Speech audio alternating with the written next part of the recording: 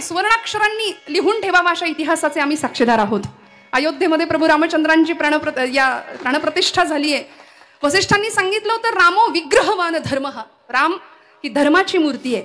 तुकोबराय सांगतात धर्माची तू मूर्ती पाप पुण्य तुझे हाती मज सोडवी दातारा कर्मापासून दुस्तरा. राम हा साक्षात धर्म आहे, मूर्तिमंत धर्म आहे आणि त्या धर्माला आज सिंहासनावर बसवलंय. आता काळजी करायची गरज नाही.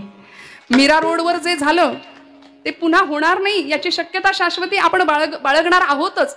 ज्याच्या मुखात राम आहे, ज्याच्या मुखात कृष्ण आहे, ज्याच्या मुखात विठ्ठल आहे त्याला काहीच घाबरायची गरज नाही. पण दुर्दैव असं की अध्यात्माला जाणारा माणूस फार घाबरलाय सध्या.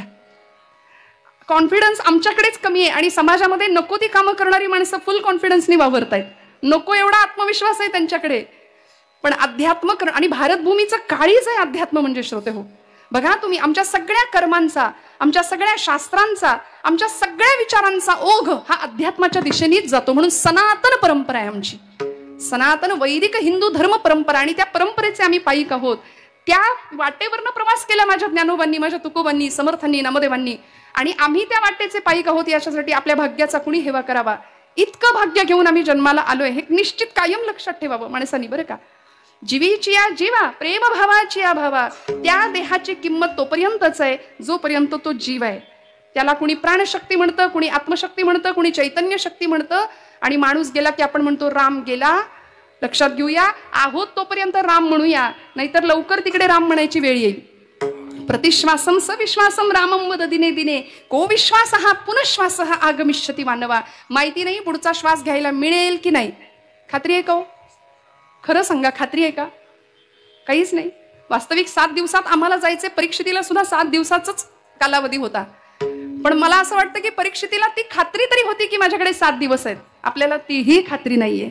त्यामुळे प्रत्येक क्षण वेचला जावा त्या जीवापासून शिवात्म्याच्या प्राप्तीच्या धडपडीसाठी, त्या आत्म्याच्या परमात्म्याच्या तादात्म्यासाठी. आणि असं जीवशिव ऐक्य प्राप्त व्हावं याकरता तो जीव म्हणजे नेमका कोण आहे. माऊलींना त्याची ओळख पटली. जीवीची या जीवा, प्रेम भावाची या भावा. तू माझ्या प्रेमाचा विषय आहे. त्या चैतन्य शक्तीचा लळा लागला माऊलींना, त्या प्राणशक्तीचा लळा लागला आणि त्या चैतन्याशी तदाकार होण्याची धडपड सुरू झाली की आता तुझं वाचून केशव आणून आवडे. आता मला काही सुचत नाही, काहीही आवडत नाही दुसरं काही. आचार्यांनी आपल्या एका शिष्याला प्रश्न विचारला होता, जगद्गुरु आद्य शंकराचार्यांनी. ते म्हणाले होते किंते ज्योतिर्वदस्वहनिरविरिहमे चंद्रदीपादिरात्रौ स्यादेवो भानुदीपादिक परिकलने किं तव ज्योतिरस्मि चक्षुस्तन्मीलने भवति च किं सुतरां धीर्धियः किं प्रकाशे तत्रैवाहं ततस्त्वं तदसि परमकं ज्योतिरस्मि प्रभोहम. प्रश्न विचारला होता किंते ज्योतिर्वद स्वहनी रविरिहमे. आचार्यांनी शिष्याला प्रश्न विचारला. ऐका बरं, आपण जागे आहात ना सगळे?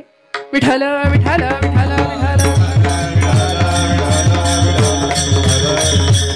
आचार्यांनी शिष्याला प्रश्न विचारला की मला सांग, या जगाचा, या सृष्टीचा प्रकाशक कोण आहे? किंते ज्योतिः, या सृष्टीचा प्रकाशक कोण आहे? शिष्याने उत्तर दिलं, सोपं आहे गुरुदेव. या सृष्टीचा प्रकाश अहनिरविही, दिवसा सूर्य आणि चंद्रदीपादी रात्र, रात्री चंद्रामुळे प्रकाशमान होतात. म्हणजे चंद्र आणि सूर्य या पृथ्वीचा, या सृष्टीचा प्रकाशक आहे. आचार्य पुढचा प्रश्न विचारतात किंते ज्योतिर्वदस्वहनिरविरिहमे चंद्रदीपादिरात्रो स्यादेवं भानुदीपादिक परिकलने किं तव ज्योतिरस्मि. मग मला सांग, चंद्र आणि सूर्याचा प्रकाशक कोण आहे? चंद्र प्रकाशमान आहे, सूर्य प्रकाशमान आहे, हे तुला कशामुळे कळतं? तो म्हणाला, माझ्या डोळ्यांमुळे. चक्षुस्तन्मीलने, डोळ्यांमुळे चंद्र सूर्याचा प्रकाश मला कळतो. मग चंद्र सूर्याचा प्रकाशक कोण? तर माझा डोळा, माझे डोळे. उत्तर मिळालं. आचार्य प्रश्न विचारतात, डोळ्यांचा प्रकाशक कोण आहे? तुझ्या डोळ्याला अमुक हे आहे, अमुक ते आहे, हे कशामुळे कळतं? त्यांनी उत्तर दिलं, धीही. धी म्हणजे बुद्धी.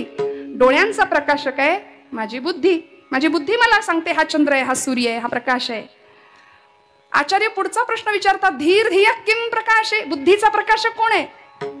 आता हळूहळू गाडी कुठे येते बघा. आचार्यांचा प्रश्न, शिष्याचं उत्तर. बुद्धीचा प्रकाशक कोण आहे हा प्रश्न जेव्हा आचार्य विचारतात शिष्याला, तेव्हा तो शिष्य सांगतो, तत्रैवाहम. असं काय विचारता म्हणाले आचार्य? सोपं आहे ना, माझ्या बुद्धीचा प्रकाशक मीच आहे. तत्रैव अहम, मीच माझा प्रकाशक आहे. माझ्या बुद्धीला प्रकाश देणारा मीच आहे. आणि वेदांताच्या भाषेमध्ये त्यालाच आचार्य कूटस्थ चैतन्य असं म्हणतात. माऊली या अभंगामध्ये त्याला जीव असं म्हणतायत. विठ्ठल